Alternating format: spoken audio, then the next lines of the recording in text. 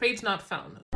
Il y a plein de ressources, plein de pages web qui sont subtilement en train d'être supprimées des sites internet officiels du gouvernement américain depuis que Donald Trump est entré à la Maison-Blanche. Je suis allée voir sur le site internet du US Department of Labor, qui est leur ministère du Travail, pour voir à quoi ressemblent les sections dédiées aux droits des travailleurs LGBT. La page, qui pourtant existait vu qu'elle a apparu dans le moteur de recherche, n'est plus là. Je suis quand même curieuse de voir à quoi ressemblait la page il y a quelques semaines. Donc, pour faire ça, je vais me rendre sur un site qui s'appelle Wayback Machine. Ça, c'est une genre de machine à remonter dans le temps, une archive de l'Internet qui nous permet de voir à quoi ressemblait un site Internet à un moment précis dans le passé. 16 décembre 2024, moment pendant lequel Joe Biden était toujours président.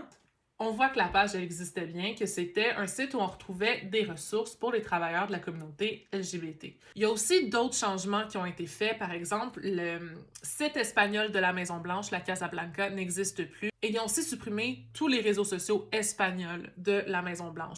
Le site internet du gouvernement américain dédié aux droits reproductifs, reproductiverights.org, n'existe plus. Il était pourtant en ligne le 15 janvier dernier.